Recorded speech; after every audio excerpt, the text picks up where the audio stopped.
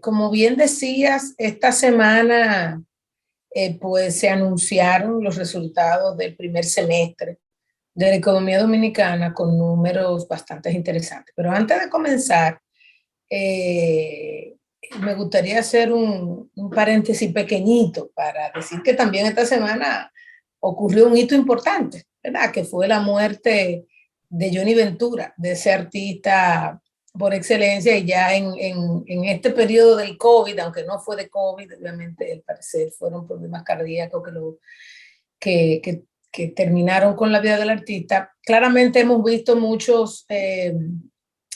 representación del afecto, del cariño. A mí que me toca verlo en el ámbito turístico, te puedo decir que en todos los mercados, Francia, Italia, Rusia, Alemania, pues se han hecho pequeños tributos a lo que fue la figura de una marca país de República Dominicana, porque esa es la realidad. Johnny Ventura fue una marca país en todos los aspectos y fue además de todo un ejemplo de superación, de enfoque, de empeño, una persona que además, siendo artista, ocupó cargos públicos, tuvo la valentía de ocupar cargos públicos. Yo creo que, bueno, que vale la pena pues mencionarlo también como un punto importante de esta semana. Con respecto a lo que es el desempeño de la economía, vimos un primer semestre que el Banco Central acaba de sacar los resultados preliminares y se ve un crecimiento, si lo comparamos con el año de 2019, de 4.7, ¿verdad? Similar, eso fue para junio, similar a lo que vimos en mayo, lo que apunta, Andy, a un muy buen desempeño. O sea, eso es, y una recuperación, pues claramente, que para junio fue alrededor de 13% cuando vemos el índice de actividad económica y más relativo a la variación interanual con respecto al año pasado. Estamos hablando que para el semestre ya tenemos un crecimiento de 13%, lo cual, Andy, sin lugar a dudas, a pesar de que la economía se mejoró en el segundo semestre, podría darnos indicios de que estaríamos creciendo en la vecindad del 9, 10% posiblemente para este año. Eso desde la perspectiva de visión internacional es una noticia extraordinaria. O sea, estamos dando signos de recuperación con un control de la pandemia importante. Tenemos que recordar que hace unas semanas el presidente anunció una desescalada que iniciaba con una desescalada predeterminada para luego atarse a los niveles de vacunación de las diferentes provincias, ¿verdad? Y ya entonces estamos viendo cómo en la zona este, donde hay unos mayores niveles de incidencia de la vacunación, pues posiblemente pueda tener una apertura más amplia, obviamente todavía con controles, con protocolos, porque los protocolos y la gestión de los protocolos sectoriales no se va a quitar, pero sí en términos de horario vamos a tener otra vez la flexibilidad. Por eso se fue llevando, digamos, hasta la 1 de la mañana para seguir, digamos, con la ampliación de esos horarios. Eso lo vamos a ver. Eso, Andy, va a ayudar a dar un brinco, un salto importante en términos del crecimiento del segundo semestre. Y entonces, pues claramente vamos a tener la oportunidad de crecer todavía más fuerte en forma relativa con respecto al segundo semestre del año pasado. O sea que yo estoy bastante positiva de que eso va a ser así. Además, cuando vemos la distribución sectorial del crecimiento, obviamente la apertura, quien más impacta a hoteles, bar y restaurantes. Esa es la realidad. La apertura fue toda esta apertura del sector de restauración, del sector de restaurantes que se ha venido dando, aunque se han ido igual con una intermitencia leve.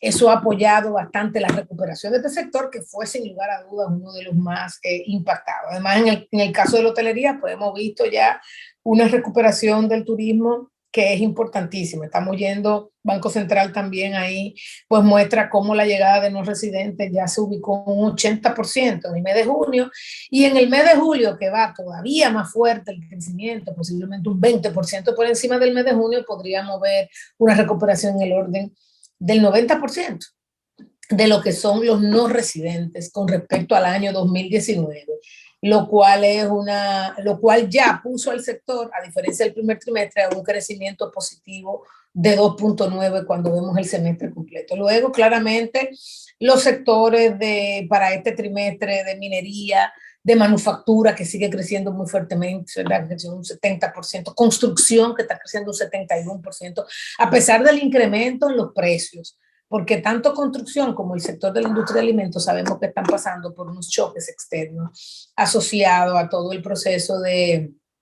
de los más caros que están los fletes, del incremento de los precios internacionales, porque países como Estados Unidos, con toda esta plata que la gente está teniendo por las transferencias, que no se han reducido, han generado una demanda, obviamente, que supera los temas de cómo la oferta se ha ido recomponiendo y se ha ido recuperando.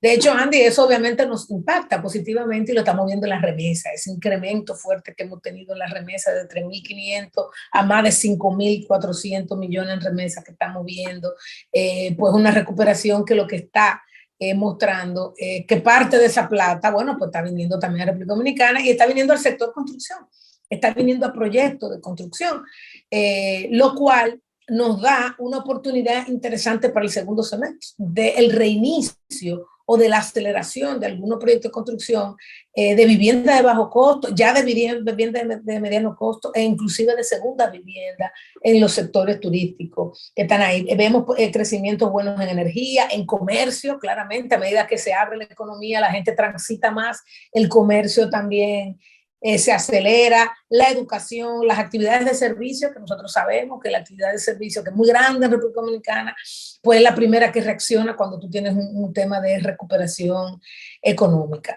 En términos de las importaciones, que también son un indicador, Andy, de apertura, cuando tú igual quitas el efecto precio, porque hay algunas importaciones que están afectadas por el efecto precio, igual vemos unas importaciones que se están recuperando. Como te decía, las remesas pasaron de 3.474 a 5.300 millones, un incremento de 50%.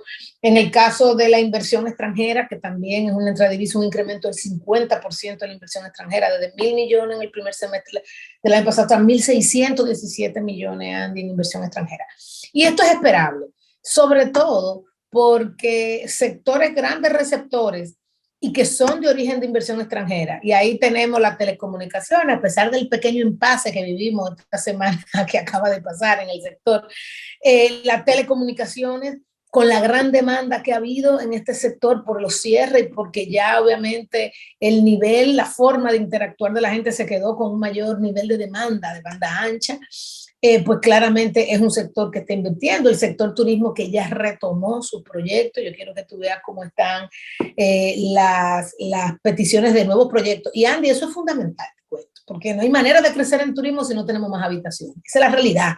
Ya en el año 2019, donde tú tenías en temporada alta ocupaciones de 92, de 91, en algunas zonas te llegaban a 93. Tú decís, ¿cómo traigo más turistas si no tienen dónde quedarse? Al final, obviamente, tú ves entonces creciendo las habitaciones alternativas, que son los esquemas tipo VRBO, tipo Airbnb, que han crecido fuertemente, que ya son parte de esa parte no hotelera, pero que es habitacional, que sigue siendo importante para atraer turistas de esa forma. Y las exportaciones que han crecido de manera importante, Zona Franca con un crecimiento del 32% de sus exportaciones y el resto de las exportaciones con un crecimiento de 19%. También ingresos de turismo que superaron ya los 2.000 millones para el primer semestre, y es una gran cosa, porque si tú dices que el primer semestre estuvo marcado por los 3 primeros meses, que hubo un cierre mundial, entonces ya tú puedes saber que el segundo semestre pues vamos a llegar a superar posiblemente los 3.000 millones de dólares y nos podemos quedar con ingresos alrededor de 5.000 millones de dólares y con llegada de no residentes,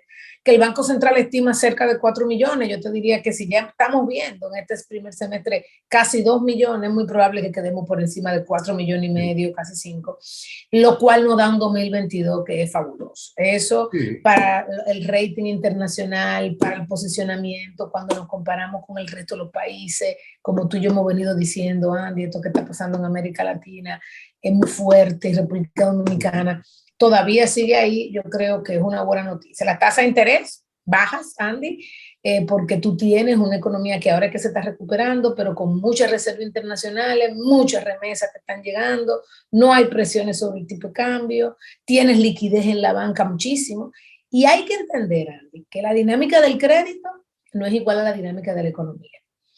Que cuando la gente cae en rojo, cuando acabamos de pasar una crisis que afecta la calidad del crédito, salir de ahí, se te va una parte de la demanda potencial de crédito.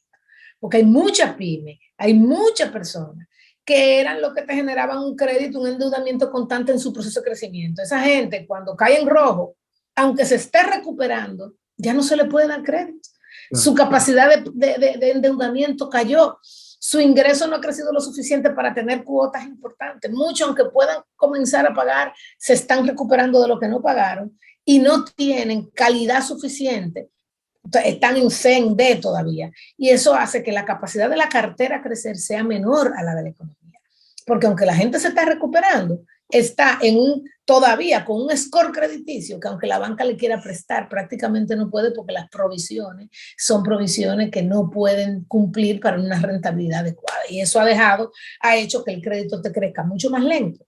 Con una economía que sí tiene más liquidez, obviamente la tasa de interés, Andy, van a estar bajas. Y eso es un reto de aquí en adelante, Andy. ¿Por qué? Porque cuando tú dices la parte monetaria está siendo efectiva, pero podría ser más, pero además los ahorrantes, entonces tienen un ingreso más bajo.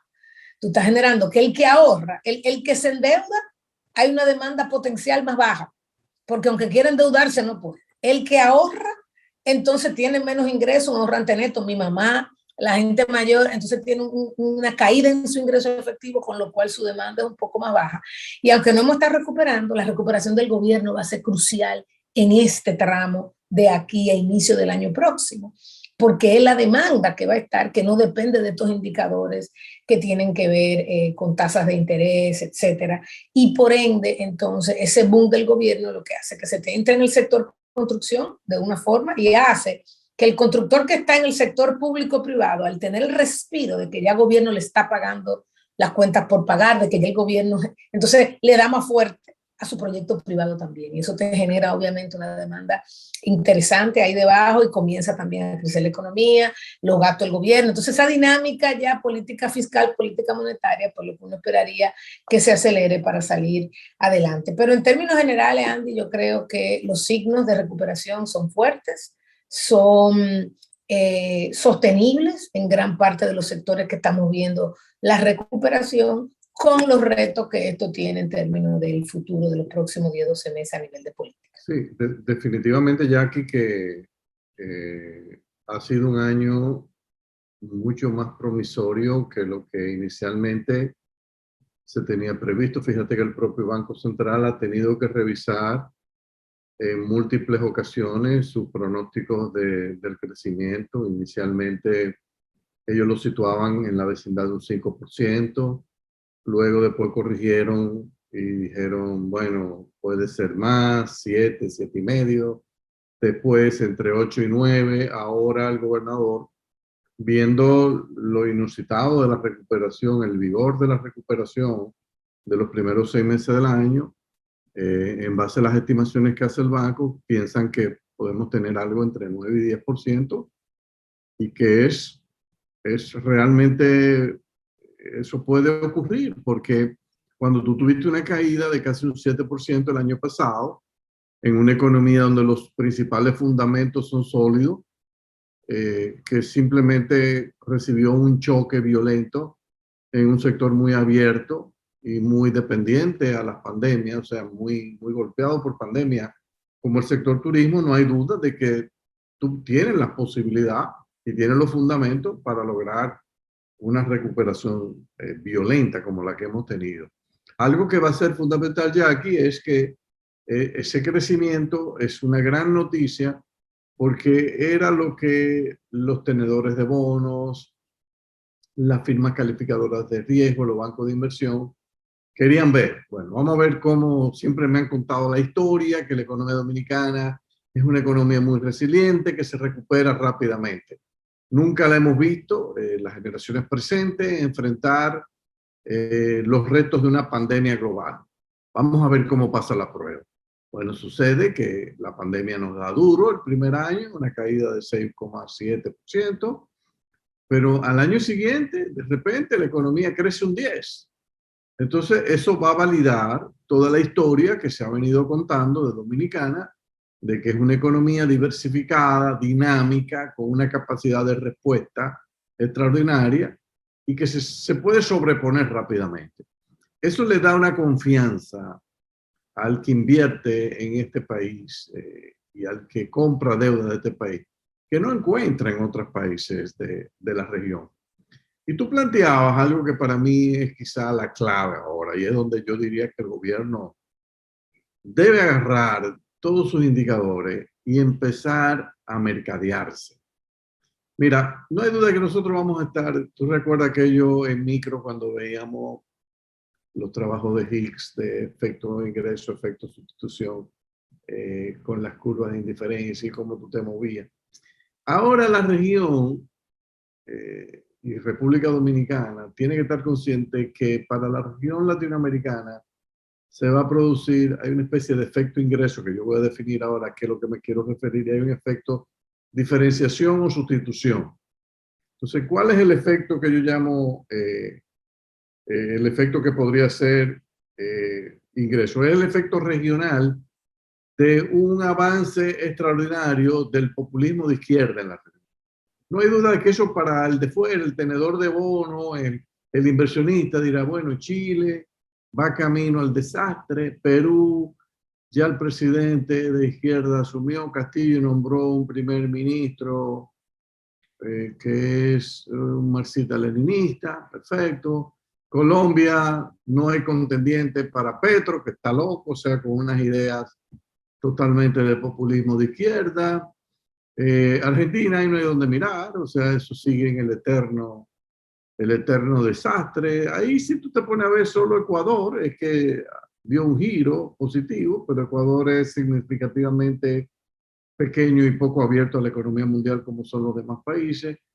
Y Brasil, bueno, eventualmente parece que Lula va a regresar. Con Lula, a diferencia de otros izquierdistas de la región, ya es un izquierdista conocido que hasta cierto punto siguió muchas de las políticas de mercado que le encantan a Bolsa. O sea, yo no creo que Lula va a ser temor para los inversionistas. Pero cuando tú ves Chile, Perú, Venezuela, Argentina y eventualmente Colombia el año que viene, no hay duda de que hay un efecto región que tiende a asustar al inversionista. Entonces es como un efecto ingreso del flujo de inversión extranjera a toda la región. Ahora, ¿qué tenemos que hacer nosotros para que ese efecto ingreso o de disminución de la inversión extranjera total hacia la región no nos afecte? Nosotros tenemos que diferenciar.